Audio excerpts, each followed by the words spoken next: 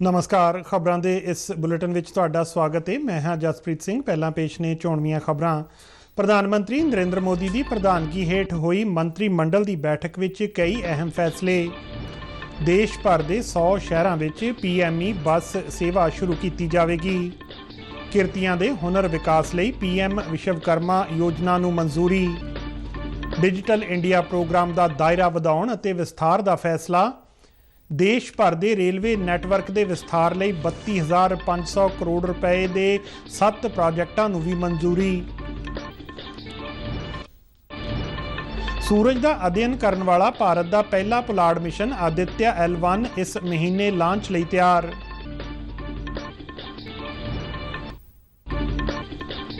चंद्रयान 3 चंद्रमा के होर नेड़े पुज्या।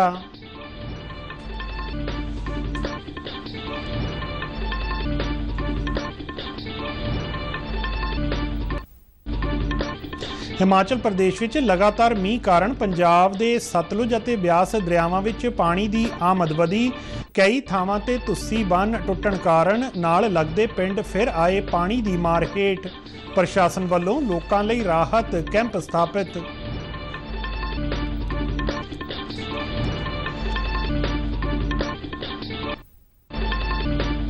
मुख्यमंत्री भगवंत मान वालों खेडां वतन पंजाब दियां लई ऑनलाइन रजिस्ट्रेशन के पोर्टल की शुरुआत।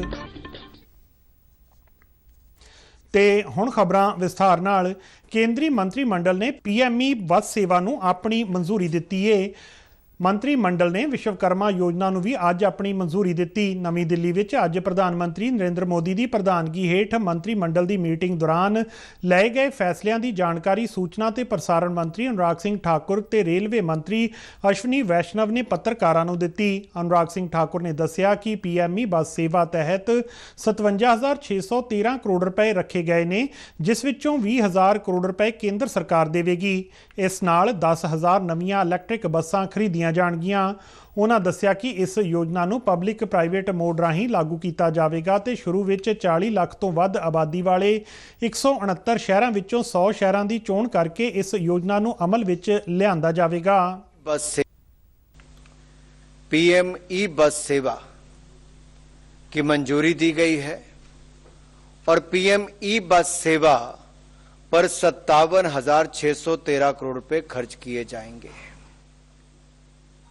10,000 बसें और ये 10,000 न्यू इलेक्ट्रिकल बसेस, 10,000 नई इलेक्ट्रिकल बसेस की सेवाएं उपलब्ध करवाई जाएंगी। देश भर के 169 शहरों में से 100 शहरों को चैलेंज मेथड के आधार पर चुना जाएगा।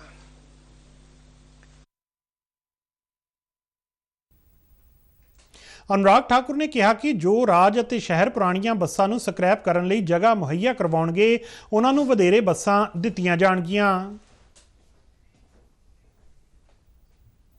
जो राज्य और जो शहर पुरानी बसों को स्क्रैप करने के लिए शहरों को अतिरिक्त बसें एलोकेट की जाएंगी। मान लीजिए कोई एक शहर है, जलंधर ही है, अब वो पुरानी बसों के स्क्रैप के लिए अपनी जमीन कहीं उपलब्ध कराते तो उसको अतिरिक्त बसें उस शहर के लिए दी जाएंगी।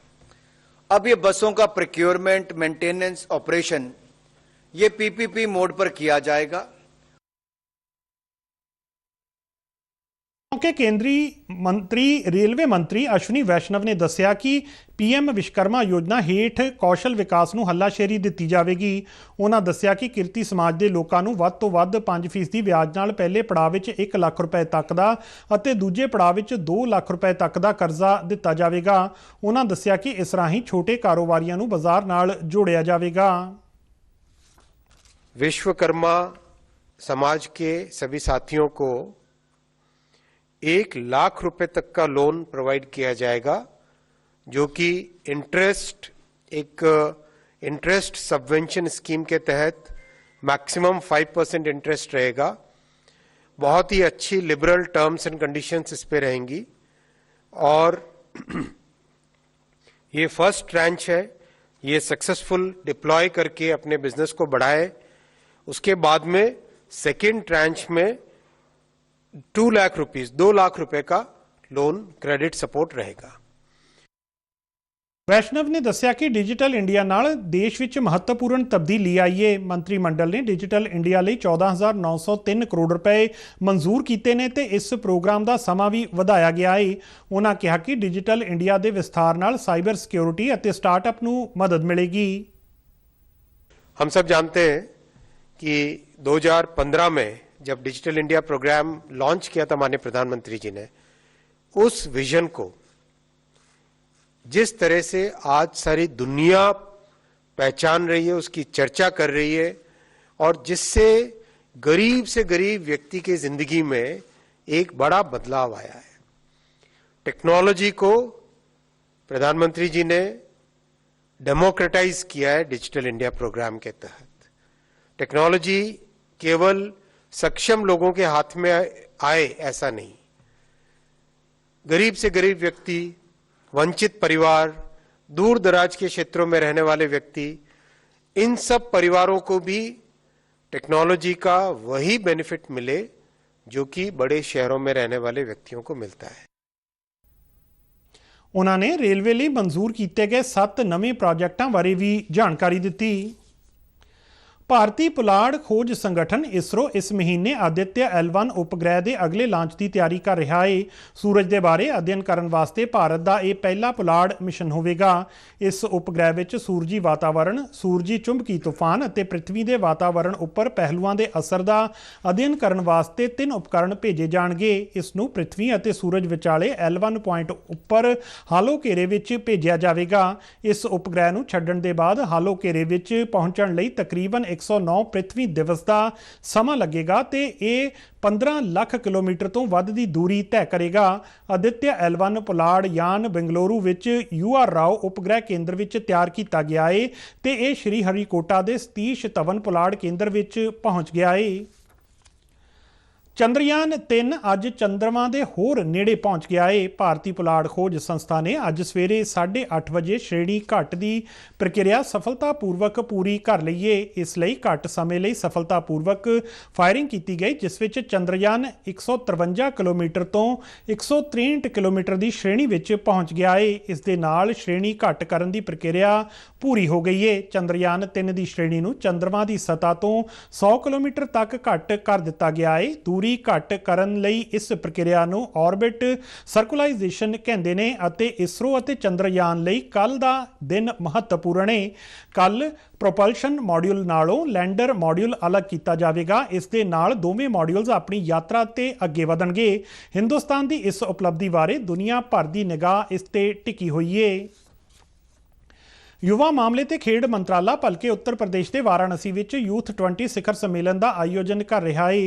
ਇਹ ਸੰਮੇਲਨ 20 ਅਗਸਤ ਤੱਕ ਚੱਲੇਗਾ। G20 ਦੇਸ਼ਾਂ, ਵਿਸ਼ੇਸ਼ ਸੱਦੇ ਗਏ ਦੇਸ਼ਾਂ ਤੇ ਕੌਮਾਂਤਰੀ ਸੰਗਠਨਾਂ ਦੇ 100 ਤੋਂ ਵੱਧ ਨੁਮਾਇੰਦੇ ਇਸ ਵਿੱਚ ਸ਼ਾਮਲ ਹੋਣਗੇ ਤੇ ਕਾਰਜ ਦਾ ਭਵਿੱਖ, ਨਵਾਚਾਰ ਅਤੇ 21ਵੀਂ ਸਦੀ ਦੇ ਕੌਸ਼ਲ, ਸ਼ਾਂਤੀ ਨਿਰਮਾਣ, ਯੁੱਧ ਰਹਿਤ ਦੌਰ ਦੀ ਸ਼ੁਰੂਆਤ ਤੇ ਜਲਵਾਯੂ ਪਰਿਵਰਤਨ ਵਰਗੇ ਵਿਸ਼ਿਆਂ ਉੱਪਰ ਚਰਚਾ ਕਰਨਗੇ। ਇਹ ਯੂਥ 20 ਸਿਖਰ ਸੰਮੇਲਨ ਇਸ ਤੋਂ ਪਹਿਲਾਂ ਹੋਏ ਗੁਹਾਟੀ, ਲੇਹ ਤੇ ਹੋਰਨਾਂ ਥਾਵਾਂ ਤੇ ਹੋਈਆਂ ਸਲਾਹਕਾਰ ਬੈਠਕਾਂ ਦਾ ਸਮਾਪਨ ਸੰਮੇਲਨ ਹੋਵੇਗਾ। ਨੌਜਵਾਨ ਨੁਮਾਇੰਦੇ ਪਿਛਲੇ ਕੁਝ ਵਰ੍ਹਿਆਂ ਵਿੱਚ ਹੋਈਆਂ ਬੈਠਕਾਂ ਦੇ ਨਤੀਜਿਆਂ ਤੇ ਵੀ ਵਿਚਾਰ ਵਟਾਂਦਰਾ ਕਰਨਗੇ ਅਤੇ ਇਸ ਨਾਲ ਤਿਆਰ ਯੂਥ 20 ਬਿਆਨ ਨੂੰ ਅੰਤਿਮ ਰੂਪ ਵੀ ਦੇਣਗੇ। ਭਾਰਤੀ ਜਨਤਾ ਪਾਰਟੀ ਦੇ ਕੌਮੀ ਬੁਲਾਰੇ ਜੈਵੀਰ ਸ਼ੇਰਗਿੱਲ ਨੇ ਪੰਜਾਬ ਵਿੱਚੋਂ ਨਸ਼ਿਆਂ ਦੇ ਖਾਤਮੇ ਲਈ ਚੁੱਕੇ ਜਾ ਰਹੇ ਕਦਮਾਂ ਬਾਰੇ ਵਾਈਟ ਪੇਪਰ ਜਾਰੀ ਕੀਤੇ ਜਾਣ ਦੀ ਮੰਗ ਕੀਤੀ ਹੈ। ਚੰਡੀਗੜ੍ਹ ਤੋਂ ਜਾਰੀ ਇੱਕ ਬਿਆਨ ਵਿੱਚ ਉਹਨਾਂ ਨੇ ਕਿਹਾ ਕਿ ਪੰਜਾਬ ਵਿੱਚ ਨਸ਼ਿਆਂ ਦੀ ਅਲਾਮਤ ਨੇ ਖਤਰਨਾਕ ਰੂਪ ਧਾਰਨ ਕਰ ਲਿਆ ਹੈ। ਉਹਨਾਂ ਕਿਹਾ ਕਿ ਅਗਲੇ ਮਹੀਨੇ ਮਾਨ ਸਰਕਾਰ ਆਪਣੇ ਕਾਰਜਕਾਲ ਦਾ 1.5 ਸਾਲ ਪੂਰਾ ਕਰ ਲਵੇਗੀ ਤੇ ਇਹ ਮੰਦਭਾਗਾ ਹੈ ਕਿ ਮੁੱਖ ਮੰਤਰੀ ਨੂੰ ਨਸ਼ਿਆਂ ਦੇ ਖਾਤਮੇ ਲਈ ਅਜੇ ਹੋਰ ਸਾਲ ਦੀ ਲੋੜ ਹੈ। ਸ਼ੇਰਗਿੱਲ ਨੇ ਇਲਜ਼ਾਮ ਲਗਾਇਆ ਕਿ ਨਸ਼ਿਆਂ ਨਾਲ ਨਜਿੱਠਣ ਲਈ ਸਰਕਾਰ ਸੰਜੀਦਾ ਨਹੀਂ ਹੈ। ਉਹਨਾਂ ਕਿਹਾ ਕਿ ਸਰਕਾਰ ਦੀ ਗੈਰ ਸੰਜੀਦਗੀ ਦਾ ਅੰਦਾਜ਼ਾ ਇਸ ਤੋਂ ਲਗਾਇਆ ਜਾ ਸਕਦਾ ਹੈ ਕਿ ਸੱਤਾ ਵਿੱਚ ਇੰਨਾ ਸਮਾਂ ਬਿਤਾਉਣ ਤੋਂ ਬਾਅਦ ਵੀ ਮੁੱਖ ਮੰਤਰੀ ਕੋਲ ਇਸ ਤੋਂ ਵੱਧ ਕਹਿਣ ਨੂੰ ਕੁਝ ਨਹੀਂ ਹੈ ਕਿ ਨਸ਼ੇ ਖਿਲਾਫ ਕਾਰਵਾਈ ਕਰਨ ਦਾ ਖਾਕਾ ਤਿਆਰ ਹੈ। ਉਹਨਾਂ ਕਿਹਾ ਕਿ ਆਪ ਸਰਕਾਰ ਨਸ਼ਿਆਂ ਅਤੇ ਖਾਸ ਕਰਕੇ ਚਿੱਟੇ ਵਿਰੁੱਧ ਕੋਈ ਠੋਸ ਕਾਰਵਾਈ ਕਰਨ 'ਚ ਨਾਕਾਮ ਰਹੀ ਹੈ, ਜੋ ਸੂਬੇ ਲਈ ਘਾਤਕ ਸਿੱਧ ਹੋ ਰਿਹਾ ਹੈ। ਆਜ਼ਾਦੀ ਦੇ 75 ਪੂਰੇ ਹੋਣ ਤੇ 에ਅਰਫੋਰਸ ਸਟੇਸ਼ਨ PC ਆਣਾ ਵਿਖੇ ਮੇਰੀ ਮਾਟੀ ਮੇਰਾ ਦੇਸ਼ ਮੁਹਿੰਮ ਦਾ ਆਯੋਜਨ ਕੀਤਾ ਗਿਆ। 9 ਤੋਂ 15 ਅਗਸਤ ਤੱਕ ਵੱਖ-ਵੱਖ ਪ੍ਰੋਗਰਾਮ ਕਰਵਾਏ ਗਏ। ਪਿੰਡ ਵਿਰਕ ਕਲਾਂ ਵਿਖੇ ਵਸੁਧਾ ਵੰਦਨ ਦੇ ਰੂਪ ਵਿੱਚ ਧਰਤੀ ਮਾਤਾ ਨੂੰ ਸੁਰਜੀਤ ਕਰਨ ਲਈ ਦੇਸੀ ਪ੍ਰਜਾਤੀਆਂ ਦੇ 75 ਬੂਟੇ ਲਗਾ ਕੇ ਅੰਮ੍ਰਿਤ ਵਾਟਿਕਾ ਵਿਕਸਿਤ ਕੀਤੀ ਗਈ। ਹਾਜ਼ਰ ਲੋਕਾਂ ਨੇ ਪੰਚ ਪ੍ਰਣ ਦੀ ਸਹੁੰ ਚੁੱਕੀ। ਏਅਰਫੋਰਸ ਸਟੇਸ਼ਨ ਦੇ ਕਰਮਚਾਰੀਆਂ ਅਤੇ ਇਲਾਕਾ ਨਿਵਾਸੀਆਂ ਨੇ ਪ੍ਰੋਗਰਾਮ ਵਿੱਚ ਸ਼ਮੂਲੀਅਤ ਕੀਤੀ। ਅੰਬੇਦਕਰੀ ਜਥੇਬੰਦੀਆਂ ਨੇ ਪੰਜਾਬ ਅਨੁਸੂਚਿਤ ਜਾਤੀ ਕਮਿਸ਼ਨ ਦੇ ਮੈਂਬਰਾਂ ਦੀ ਗਿਣਤੀ ਵਧਾਉਣ ਅਤੇ ਉਹਨਾਂ ਦੀਆਂ ਅਸਾਮੀਆਂ ਤੁਰੰਤ ਭਰਨ ਦੀ ਮੰਗ ਕੀਤੀ ਹੈ। ਇਸ ਸਬੰਧ ਵਿੱਚ ਰਾਜਪਾਲ ਨੂੰ ਮੰਗ ਪੱਤਰ ਭੇਜਿਆ ਗਿਆ ਹੈ। ਅੰਬੇਦਕਰੀ ਨੇਤਾਵਾਂ ਨੇ ਰਾਜਪਾਲ ਲਈ ਅੱਜ ਡਿਪਟੀ ਕਮਿਸ਼ਨਰ ਜਲੰਧਰ ਵਿਸ਼ੇਸ਼ ਸਾਰੰਗਲ ਨੂੰ ਇਹ ਮੰਗ ਪੱਤਰ ਸੌਂਪਿਆ। BSF ਅਤੇ ਪੰਜਾਬ ਪੁਲਿਸ ਵੱਲੋਂ ਫਿਰੋਜ਼ਪੁਰ ਜ਼ਿਲ੍ਹੇ ਦੇ ਮਾਛੀਵਾੜਾ ਪਿੰਡ ਦੇ ਬਾਹਰ ਇੱਕ ਸਾਂਝੇ ਤਲਾਸ਼ੀ ਅਭਿਆਨ ਦੌਰਾਨ ਨਸ਼ੀਲੇ ਪਦਾਰਥਾਂ ਦੀ ਖੇਪ ਬਰਾਮਦ ਕੀਤੀ ਗਈ ਹੈ। BSF ਫਰੰਟੀਅਰ ਵੱਲੋਂ ਜਾਰੀ ਪ੍ਰੈਸ ਬਿਆਨ ਅਨੁਸਾਰ ਇਸ ਆਪਰੇਸ਼ਨ ਦੌਰਾਨ ਝੋਨੇ ਦੇ ਖੇਤਾਂ ਵਿੱਚੋਂ ਜਵਾਨਾਂ ਵੱਲੋਂ 3 ਪੈਕੇਟ ਬਰਾਮਦ ਕੀਤੇ ਗਏ, ਜਿਨ੍ਹਾਂ ਵਿੱਚ ਲਗਭਗ 2.8 ਕਿਲੋ ਹੈਰੋਇਨ ਹੋਣ ਦਾ ਖਦਸ਼ਾ ਹੈ। ਇਹ ਖੇਪ ਇੱਕ ਗੋਲ ਕੁੰਡੇ ਨਾਲ ਇੱਕ ਪਲਾਸਟਿਕ ਦੇ ਬੈਗ ਵਿੱਚ ਰੱਖੀ ਹੋਈ ਸੀ। ਇਸ ਦੇ ਨਾਲ 4 ਲਾਲ ਰੰਗ ਦੀਆਂ ਚਮਕਦੀਆਂ ਰਾਡਾਂ ਵੀ ਜੁੜੀਆਂ ਹੋਈਆਂ ਸਨ। ਪ੍ਰਧਾਨ ਮੰਤਰੀ ਰਾਸ਼ਟਰੀ ਬਾਲ ਪੁਰਸਕਾਰ ਲਈ ਆਨਲਾਈਨ ਰਜਿਸਟ੍ਰੇਸ਼ਨ 31 ਅਗਸਤ ਤੱਕ ਕਰਵਾਈ ਜਾ ਸਕਦੀ ਹੈ। ਜਿਹੜੇ ਬੱਚੇ ਭਾਰਤ ਦੇ ਨਾਗਰਿਕ ਨੇ ਅਤੇ ਅਰਜ਼ੀ ਦੇਣ ਦੀ ਅੰਤਿਮ ਮਿਤੀ ਤੱਕ 18 ਸਾਲ ਤੋਂ ਘੱਟ ਉਮਰ ਦੇ ਨੇ, ਉਹ ਬੱਚੇ ਪ੍ਰਧਾਨ ਮੰਤਰੀ ਰਾਸ਼ਟਰੀ ਬਾਲ ਪੁਰਸਕਾਰ ਲਈ ਵੈਬਸਾਈਟ awards.gov.in ਤੇ ਆਨਲਾਈਨ ਅਪਲਾਈ ਕਰ ਸਕਦੇ ਨੇ। ਰਾਸ਼ਟਰੀ ਬਾਲ ਪੁਰਸਕਾਰ ਵਿੱਚ ਇੱਕ ਮੈਡਲ ਹੁੰਦਾ ਹੈ ਜੋ ਜੇਤੂ ਬੱਚਿਆਂ ਨੂੰ ਪ੍ਰਧਾਨ ਮੰਤਰੀ ਵੱਲੋਂ ਦਿੱਤਾ ਜਾਂਦਾ ਹੈ। ਬੱਚਿਆਂ ਦੀ ਅਸਾਧਾਰਨ ਬਹਾਦਰੀ ਦਾ ਕੰਮ, ਸਪੈਸ਼ਲ ਬੱਚੇ ਜਿਨ੍ਹਾਂ ਵਿੱਚ ਅਸਾਧਾਰਨ ਯੋਗਤਾਵਾਂ ਨਾਲ ਵਿਸ਼ੇਸ਼ ਅਸਾਧਾਰਨ ਉਪਲਬਧੀ ਹਾਸਲ ਕਰਨ ਵਾਲੇ, ਸਮਾਜ ਸੇਵਾ, ਵਿਗਿਆਨ ਅਤੇ ਟੈਕਨੋਲੋਜੀ, ਵਾਤਾਵਰਣ, ਕਲਾ ਅਤੇ ਸੱਭਿਆਚਾਰ ਅਤੇ ਨਵੀਨਤਾ ਦੇ ਖੇਤਰ ਵਿੱਚ ਵਧੀਆ ਕਾਰਗੁਜ਼ਾਰੀ ਦਿਖਾਉਣ ਵਾਲੇ ਬੱਚੇ ਇਸ ਰਾਸ਼ਟਰੀ ਪੱਧਰ ਤੇ ਮਾਨਤਾ ਦੇ ਹੱਕਦਾਰ ਨੇ। ਇਸ ਸੰਬੰਧੀ ਵਧੇਰੇ ਜਾਣਕਾਰੀ ਸੰਬੰਧਿਤ ਜ਼ਿਲ੍ਹਿਆਂ ਦੇ ਜ਼ਿਲ੍ਹਾ ਬਾਲ ਸੁਰੱਖਿਆ ਅਫਸਰਾਂ ਕੋਲੋਂ ਹਾਸਲ ਕੀਤੀ ਜਾ ਸਕਦੀ ਹੈ। ਬਿਆਸ ਦਰਿਆ ਵਿੱਚ ਬੀਤੇ ਕੱਲ੍ਹ ਪਾਣੀ ਦਾ ਪੱਧਰ ਵਧਣ ਕਾਰਨ ਜਗਤਪੁਰਾ, ਟਾਂਡਾ, ਭੈਣੀ, ਪਸਵਾਲ ਦੇ ਉੱਪਰ ਦੇ ਇਲਾਕਿਆਂ ਵਿੱਚ ਤੁੱਸੀ ਬੰਨ੍ਹ ਵਿੱਚ ਪਾੜ ਪੈਣ ਕਰਕੇ ਨੀਵੇਂ ਇਲਾਕਿਆਂ ਦੇ ਪਿੰਡਾਂ ਵਿੱਚ ਪਾਣੀ ਭਰ ਗਿਆ ਸੀ। ਡਿਪਟੀ ਕਮਿਸ਼ਨਰ ਹਿਮਾਂਸ਼ੂ ਅਗਰਵਾਲ ਦੀ ਅਗਵਾਈ ਵਿੱਚ ਜ਼ਿਲ੍ਹਾ ਪ੍ਰਸ਼ਾਸਨ ਬੀਤੀ ਰਾਤ ਤੋਂ ਹੀ ਹੜ੍ਹ ਪ੍ਰਭਾਵਿਤ ਖੇਤਰਾਂ ਵਿੱਚ ਪਹੁੰਚ ਕੇ ਰਾਹਤ ਤੇ ਬਚਾਅ ਕਾਰਜਾਂ ਦੀ ਨਿਗਰਾਨੀ ਕਰ ਰਹੇ ਨੇ। NDRF, ਭਾਰਤੀ ਫੌਜ ਅਤੇ BSF ਦੀਆਂ ਟੀਮਾਂ ਵੱਲੋਂ ਹੜ੍ਹ ਪ੍ਰਭਾਵਿਤ ਖੇਤਰਾਂ ਵਿੱਚ ਰਾਹਤ ਕਾਰਜ ਲਗਾਤਾਰ ਜਾਰੀ ਨੇ। ਡਿਪਟੀ ਕਮਿਸ਼ਨਰ ਨੇ ਕਿਹਾ ਕਿ ਸਥਿਤੀ ਪੂਰੀ ਤਰ੍ਹਾਂ ਕਾਬੂ ਹੇਠ ਹੈ ਤੇ ਕਿਸੇ ਨੂੰ ਵੀ ਘਬਰਾਉਣ ਦੀ ਲੋੜ ਨਹੀਂ ਹੈ। परसों तो लगभग 400 बंदे इवैक्यूएट कर चुके हैं, 100 तो ਵੱਧ ਬੰਦਾ ਅਸੀਂ ਰੈਸਕਿਊ ਵੀ ਕਰ ਚੁੱਕੇ ਹਾਂ। ਵੀ ਆਰ ਥੈਂਕਫੁਲ, ਸਾਡੇ ਕੋਲ NDRF ਦੀ, ਆਰਮੀ ਦੀ, BSF ਦੀ, SDRF ਦੀ ਸਾਰੀ ਟੀਮਾਂ, ਲਗਭਗ 100 ਤੋਂ ਵੱਧ ਸਾਡੇ ਕੋਲ ਪਰਸੋਨਲ ਆਇਆ। 15 ਤੋਂ ਵੱਧ ਸਾਡੇ ਕੋਲ ਬੋਟਾਂ ਜਿਹੜੀਆਂ ਅਵੇਲੇਬਲ ਨਹੀਂ ਆ। ਲੋਕੀ ਵੀ ਸਾਡੇ ਨਾਲ ਜੁੜੇ ਹੋਏ ਨੇ। ਅਸੀਂ ਪੁਰਾਣਾ ਸ਼ਾਲਾ ਇੱਕ ਰੈਸਕਿਊ ਐਂਡ ਰਿਲੀਫ ਸੈਂਟਰ ਵੀ ਐਸਟੈਬਲਿਸ਼ ਕਰ ਲਿਆ ਹੈਗਾ। ਕੋਈ ਵੀ ਵਿਅਕਤੀ ਜੇ ਆਪਣੇ ਇੱਥੇ ਆਉਂਦਾ ਤਾਂ ਅਸੀਂ ਉੱਥੇ ਉਹਨੂੰ ਰਹਿਣ ਸਹਿਣ, ਖਾਣ ਪੀਣ ਦਾ ਅਰੇਂਜਮੈਂਟ ਅਸੀਂ ਕਰਵਾ ਸਕਦੇ ਹਾਂ। ਪੰਜਾਬ ਦੇ ਕੈਬਨਿਟ ਮੰਤਰੀ ਬ੍ਰਹਮ ਸ਼ੰਕਰ ਜ਼ਿੰਪਾ ਤੇ ਹਰਭਜਨ ਸਿੰਘ ETO ਨੇ ਟਾਂਡਾ ਦੇ ਤੁੱਸੀ ਬੰਨ੍ਹ ਦਾ ਜਾਇਜ਼ਾ ਲਿਆ। ਉਹਨਾਂ ਨੇ ਪਿੰਡ ਗੰਦੂਵਾਲ, ਟਾਲੀ ਮੰਡ, ਅਬਦੁੱਲਾਪੁਰ ਤੇ ਗੁੱਜਰਾਂ ਦੇ ਡੇਰਿਆਂ ਦਾ ਦੌਰਾ ਕਰਕੇ ਰਾਹਤ ਕਾਰਜਾਂ ਦਾ ਜਾਇਜ਼ਾ ਲਿਆ। ਇਸ ਮੌਕੇ ਡਿਪਟੀ ਕਮਿਸ਼ਨਰ ਕੋਮਲ ਮਿੱਤਲ ਤੇ ਹੋਰ ਅਧਿਕਾਰੀ ਵੀ ਮੌਜੂਦ ਸਨ। ਜ਼ਿੰਪਾ ਅਤੇ ਹਰਭਜਨ ਸਿੰਘ ETO ਨੇ ਦੱਸਿਆ ਕਿ ਜ਼ਿਲ੍ਹਾ ਪ੍ਰਸ਼ਾਸਨ ਵੱਲੋਂ ਰਾਹਤ ਦੇ ਕੰਮ ਕੀਤੇ ਜਾ ਰਹੇ ਨੇ। NDRF ਦੀ ਟੀਮ ਵੱਲੋਂ ਪਾਣੀ ਨਾਲ ਭਰੇ ਪਿੰਡਾਂ ਦੇ ਲੋਕਾਂ ਨੂੰ ਸੁਰੱਖਿਅਤ ਥਾਵਾਂ ਤੇ ਪਹੁੰਚਾਇਆ ਜਾ ਰਿਹਾ ਹੈ। ਇਸ ਦੌਰਾਨ ਮੁੱਖ ਮੰਤਰੀ ਭਗਵੰਤ ਮਾਨ ਨੇ ਕਿਹਾ ਹੈ ਕਿ ਸੂਬੇ ਵਿੱਚ ਹੜ੍ਹਾਂ ਦੇ ਮੱਦੇਨਜ਼ਰ ਹਾਲਾਤ ਕਾਬੂ ਹੇਠ ਨੇ ਤੇ ਸੂਬਾ ਸਰਕਾਰ ਸਮੁੱਚੀ ਸਥਿਤੀ ਤੇ ਸਖਤੀ ਨਾਲ ਨਜ਼ਰ ਰੱਖ ਰਹੀ ਹੈ। ਚੰਡੀਗੜ੍ਹ ਤੋਂ ਜਾਰੀ ਇੱਕ ਬਿਆਨ ਵਿੱਚ ਉਹਨਾਂ ਕਿਹਾ ਕਿ ਪਹਾੜੀ ਇਲਾਕਿਆਂ ਤੋਂ ਵਾਧੂ ਪਾਣੀ ਦੀ ਆਮਦ ਨੂੰ ਵੇਖਦਿਆਂ ਸਰਕਾਰ ਵੱਲੋਂ ਹਿਮਾਚਲ ਸਰਕਾਰ ਅਤੇ ਭਾਖੜਾ ਵਿਆਸ ਮੈਨੇਜਮੈਂਟ ਬੋਰਡ ਨਾਲ ਸੰਪਰਕ ਵਿੱਚ ਹੈ। ਉਹਨਾਂ ਕਿਹਾ ਕਿ ਪੌਂਗ ਡੈਮ ਅਤੇ ਰਣਜੀਤ ਸਾਗਰ ਡੈਮ ਵਿੱਚ ਵੀ ਸਥਿਤੀ ਪੂਰੀ ਕਾਬੂ ਹੇਠ ਹੈ। ਉਹਨਾਂ ਭਰੋਸਾ ਦਿਵਾਇਆ ਕਿ ਸਰਕਾਰ ਵੱਲੋਂ ਦੂਰ ਦੁਰਾਡੇ ਇਲਾਕਿਆਂ ਵਿੱਚ ਬੈਠੇ ਵਿਅਕਤੀਆਂ ਤੱਕ ਹਰ ਸੰਭਵ ਮਦਦ ਪਹੁੰਚਾਈ ਜਾ ਰਹੀ ਹੈ। ਪੰਜਾਬ ਦੇ ਮੁੱਖ ਮੰਤਰੀ ਭਗਵੰਤ ਮਾਨ ਵੱਲੋਂ ਖੇਡਾਂ ਵਤਨ ਪੰਜਾਬ ਦੀਆਂ ਲਈ ਆਨਲਾਈਨ ਰਜਿਸਟ੍ਰੇਸ਼ਨ ਦੇ ਪੋਰਟਲ ਦੀ ਸ਼ੁਰੂਆਤ ਕੀਤੀ ਗਈ ਹੈ।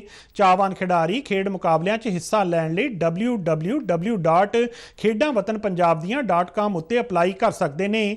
ਦੂਜੀ ਵਾਰ ਹੋਣ ਜਾ ਰਹੇ ਖੇਡ ਮੁਕਾਬਲਿਆਂ ਵਿੱਚ ਕੁਝ ਨਵੀਆਂ ਖੇਡਾਂ ਸ਼ਾਮਲ ਕੀਤੀਆਂ ਗਈਆਂ ਨੇ, ਜਿਨ੍ਹਾਂ ਵਿੱਚ ਸਾਈਕਲਿੰਗ, ਘੋੜਸਵਾਰੀ, ਰਗਬੀ, ਵੁਸ਼ੂ ਅਤੇ ਵਾਲੀਬਾਲ ਸ਼ੂਟਿੰਗ ਸ਼ਾਮਲ ਨੇ।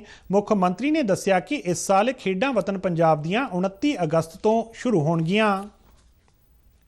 ਹਿਮਾਚਲ ਪ੍ਰਦੇਸ਼ ਵਿੱਚ ਪਿਛਲੇ 3 ਦਿਨਾਂ ਤੋਂ ਹੋ ਰਹੀ ਤੇਜ਼ ਬਾਰਿਸ਼ ਕਾਰਨ ਆਮ ਜਨਜੀਵਨ ਪ੍ਰਭਾਵਿਤ ਹੋਇਆ ਏ। ਮੀਂਹ ਕਾਰਨ ਸ਼ਿਮਲਾ ਦੇ ਸਮਰ ਹਿੱਲ, ਕ੍ਰਿਸ਼ਨਾ ਨਗਰ ਅਤੇ ਫਾਗਲੀ ਵਿੱਚ ਢਿੱਗਾਂ ਡਿੱਗਣ ਦੀਆਂ ਘਟਨਾਵਾਂ ਵਾਪਰੀਆਂ, ਜਿਸ ਵਿੱਚ ਕਈ ਵਿਅਕਤੀਆਂ ਦੀ ਮੌਤ ਹੋ ਗਈ। ਪ੍ਰਸ਼ਾਸਨ ਨੇ ਕਿਹਾ ਕਿ ਪ੍ਰਭਾਵਿਤ ਖੇਤਰਾਂ ਵਿੱਚ ਬਚਾਅ ਅਭਿਆਨ ਜਾਰੀ ਏ।